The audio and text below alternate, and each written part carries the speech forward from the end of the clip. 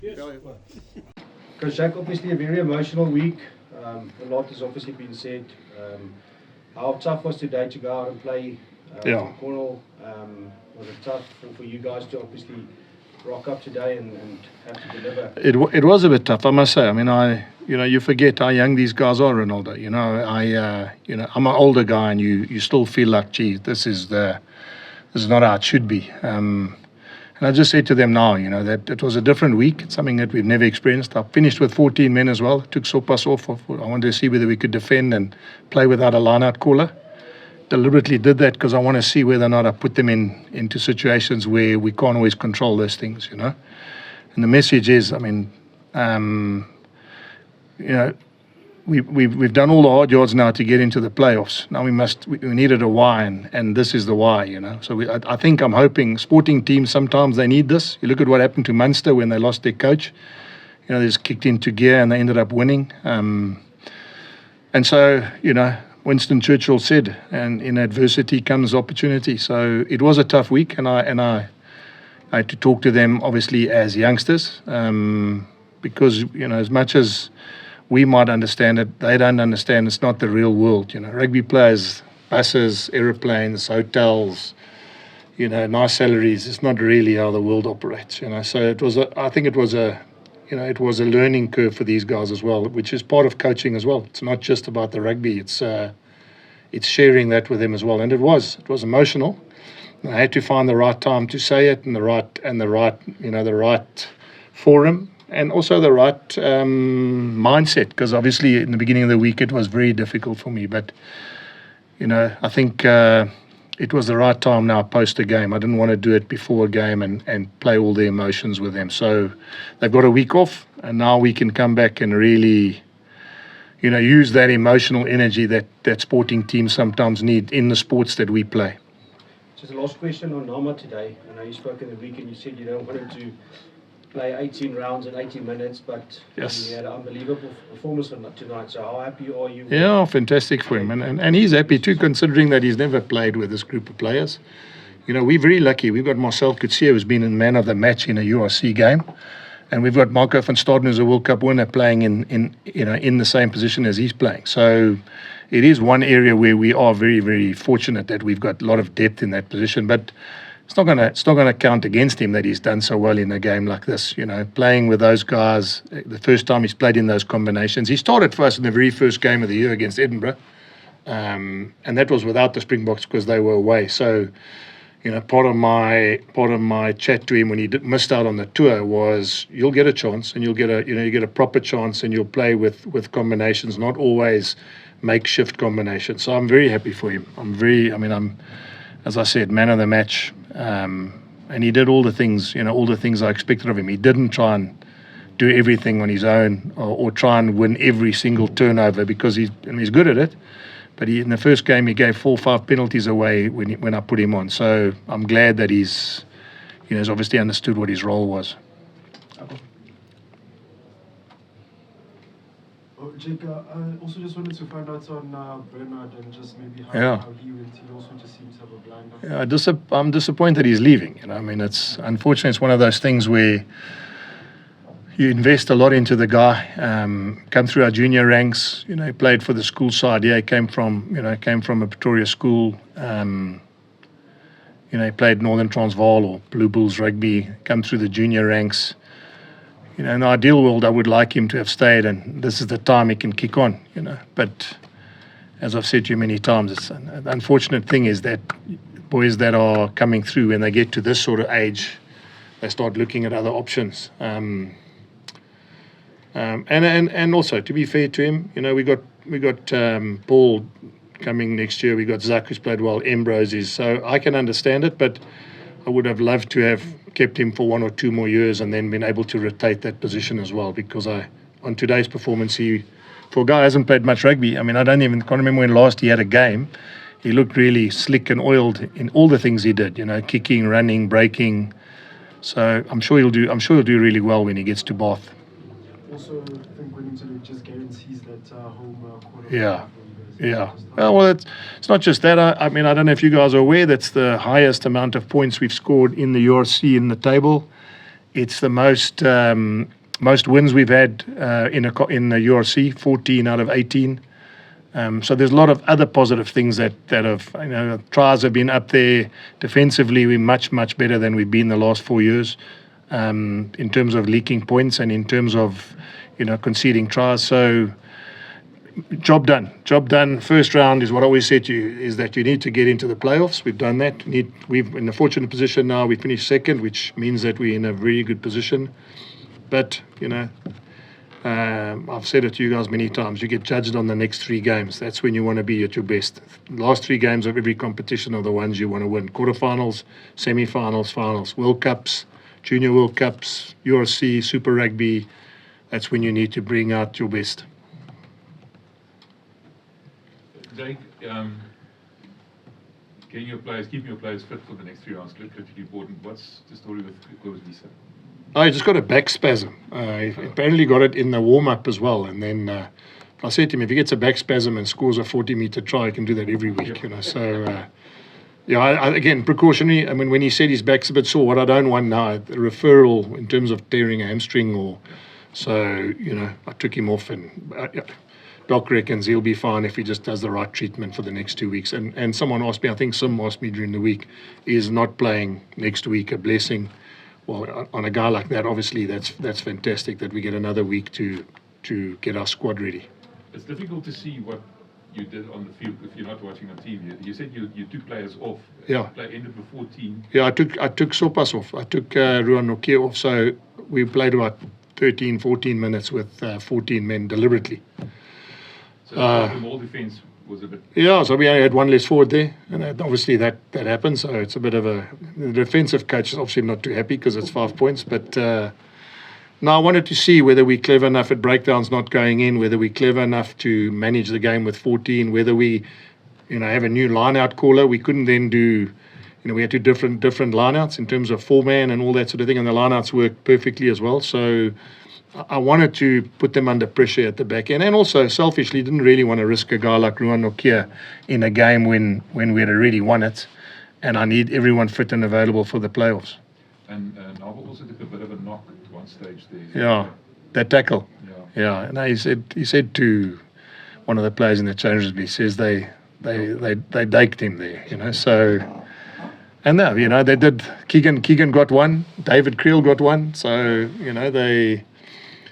Yeah, the Dragons, I give them credit. They didn't lie down. They kept coming at us, and especially after half-time. They were 26-0 down and still came back and scored 2 tries straight after half-time. And that was with 15 guys on the field without substitution. So, it quite easily have happened that we let that slip again in the middle part of the game. So bringing the bench on, I know Brendan and you guys always ask me about, aren't you worried about how you ended?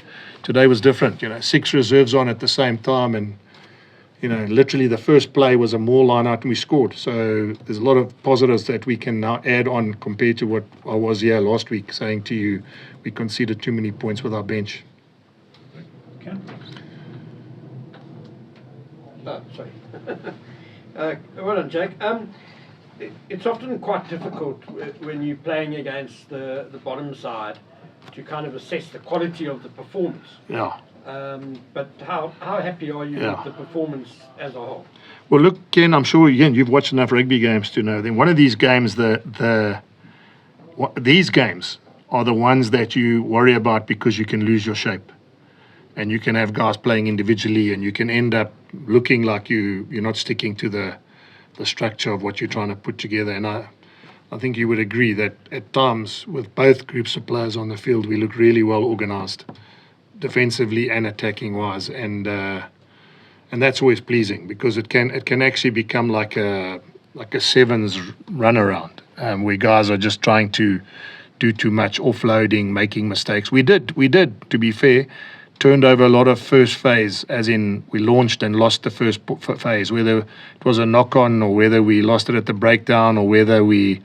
So I think that would be an area that we'll spend the next 2 weeks on, is we get a brilliant line out, great delivery, get the ball to the middle of the field, and then, either get stuck in there or we force a pass. I just try and think, Kane, and trying to give one to Sergil when it wasn't really on...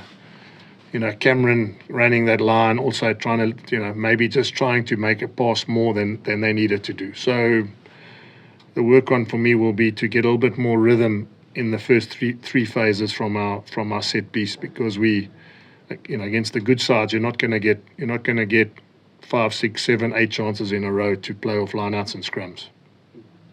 And Jake, heading into the knockout rugby now, there's been a lot of talk, and I guess specifically about the Leinster case, where a lot of debate about, because they keep sort of falling short, a lot of debate about whether the right approach is to play your sort of best team and maintain the momentum and the team gelling and all of that, but the other side of that argument is obviously fresh players. Yes. Where do you kind of fall in that debate, fresh players or keeping momentum and the team gelling? Yeah. And do you feel that you've now arrived at the knockouts having achieved what you set out to do in that regard? Yeah, so Ken, it's interesting because I think the last 4 or 5 weeks for us has been knockout rugby. So we've been quite fortunate in that we had to beat Munster, we had to beat Glasgow. Otherwise, there was no chance of getting a home semi-final or the potential of getting a home semi-final. So we, in some way, were able to handle that pressure in those big games anyway, because we knew it was do or die, especially against those two teams. Are we there? I mean, it's always, it's not trying to be a smart ass, but only the 14th of June will answer that, and that's the end of the final. Because if you rest guys and they look underdone, then people would obviously criticize or have the viewpoint that you should have kept going with the same group. If you get them all fresh and ready by leaving them out, it could backfire you, or you could win the game and they would, say, well, it was a master stroke that you kept the guys that you needed for the big games at the end of the season. So in my case, we couldn't afford the last month of going too far away from what we had. It's why those selections were made, as you saw in the last couple of weeks. It's I've got 2 guys playing in Japan on a sabbatical. Got some guys away on bereavement leave with their families. I've got injuries. I've got rotation. But at the same time, we couldn't go away from the fact that I wanted them to be cohesive and ready for playoff rugby, because that's the risk I take. And that's why I took Ruan Nokia off, because I can control that. I can control the fact that we've won the game, we've got a bonus point, there's 12, 13, 14 minutes left, take him off. I don't need a head knock, I don't need a twisted ankle, I don't even need him to make a poor tackle and get a card or whatever, so we hedge our bets on that as well. But, those are things that you do on the run.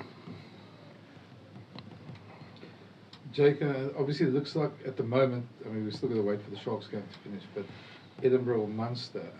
Or Scarlets. Yeah, or Scarlets, yeah. You played them all, so is there a preference, or does it? Well, the interesting thing is we've lost to 2 of those. So we lost to Scarlets and to Edinburgh.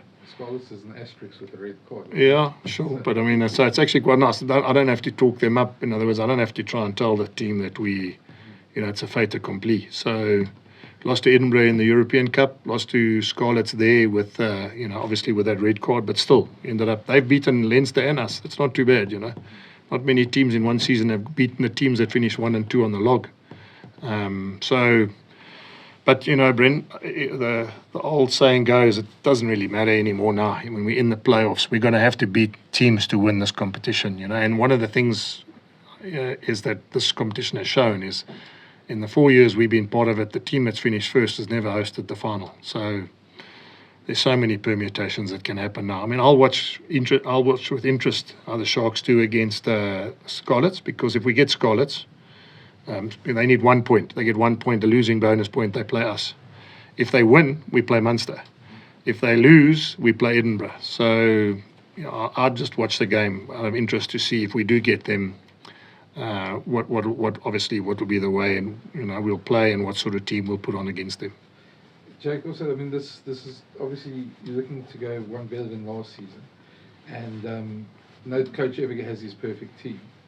But arriving at this point at the end of the league stage, are you happy and confident where you are now going into these next couple of weeks? Yeah, I mean, you can, again, Brendan, you can only control what you can control, you know. And as I said to you during the week, you know, no Gerard Steenkamp, no Ulrich Lowe, no Emrose Papier, no Kurtley Orense, no Johan Goosen, no, you know, other players that are on the fringes that maybe could strengthen our bench as well. So you never, I mean, I can tell you that even when I was coaching the box, I don't think you ever get to pick your best 23, ever. Because when you have a certain player back, another one gets injured, or if you know, I've never been lucky enough to have the best 23 guys available for a Saturday, you know. But are we happy where we are? Of course we are. We've got a week off now. We didn't get any injuries today. I'm talking about injuries that will rule people out. We get a massive chance to play in front of our home crowd. I'm hoping that we'll get people now to the playoffs. And then you're right. I mean, the why, which is what I said to you earlier, is, you know, maybe the added emotion of what we can play for now in the next 3 weeks is going to give us that extra boost. We've been missing something. 2 finals, so close. You know, who knows? Maybe this is the thing we needed to give us a reality check.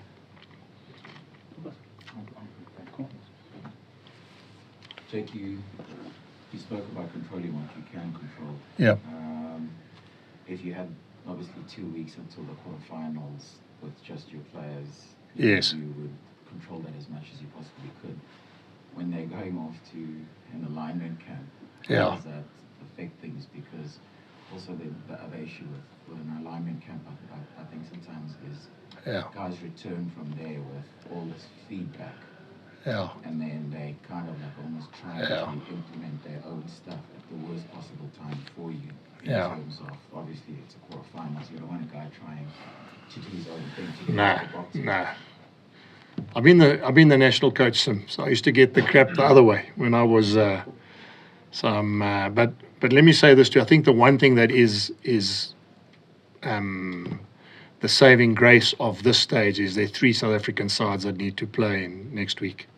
So the Stormers, the Sharks, and the Bulls. So I think it's always tougher when there's one team, because that team, I think, gets more influenced. Just think the way it is, they get excited. But I think with 3 teams all having to play next week, I think that message is probably a little bit more easier for the players to understand. It's also different. I remember when I was coaching the Sharks, there was a training camp and they were actually on the field training. And that obviously puts you behind the 8 ball as well, because you give them off and then they train. And then that comes back to bite you because of the fact that they're not off their feet. Whereas I know that these alignment camps are, you know, they auditorium based and they video based and I must be honest, I'm not too concerned that this alignment camp is happening now.